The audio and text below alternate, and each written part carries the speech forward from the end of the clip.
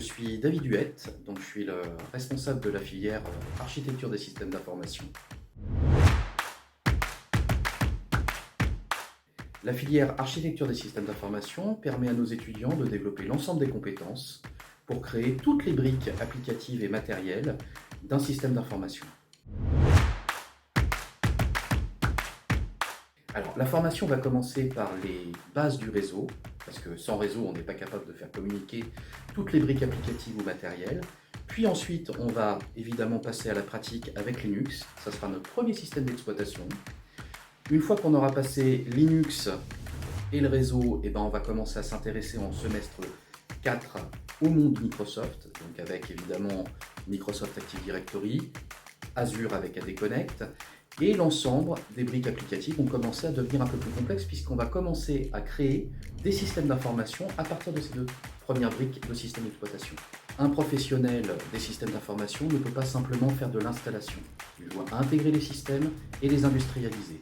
Voilà pourquoi vous allez développer des compétences aussi sur la partie industrialisation avec Ansible, Terraform, pour faire de l'infrastructure as code. Cela vous préparera à une dernière démarche qui va être la démarche DevOps, qui permettra de faire le lien justement entre les équipes ingénierie du logiciel, qui permettront de se mettre vraiment en adéquation avec le marché du travail actuel. La partie sécurité en fait, de nos systèmes d'information va être instituée depuis le début des cours, aussi bien sur le réseau, sur le système d'exploitation, ainsi que sur la partie programmation, scripting, avec le PowerShell, évidemment le Bash pour Linux. Et tout ça sera évidemment fait au travers des best practices de sécurité. Alors, les domaines de compétences développés au travers du cursus architecture des systèmes d'information permettent de développer des métiers qui vont de l'administrateur réseau, qui va être un métier de base et qui permettra d'évoluer petit à petit vers la gouvernance au travers des métiers de responsable de la sécurité des systèmes d'information, directeur des systèmes d'information, architecte de systèmes d'information et bien évidemment tout un tas de niches techniques que vous pourrez développer au travers des compétences. Alors, l'école InTech développe des compétences au travers de 60% de pratique.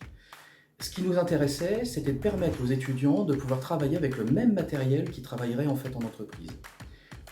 Donc, nous avons récupéré un certain nombre de systèmes matériels et nous avons créé notre propre salle informatique.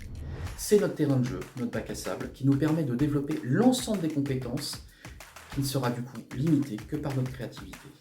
J'ai vraiment hâte de vous rencontrer, de pouvoir participer avec vous à tout un tas de projets. Tous les semestres, nous avons Tech Days qui nous permet justement de montrer à nos partenaires entreprises l'ensemble des projets que nous développons. J'ai vraiment hâte de pouvoir participer avec vous. Au revoir.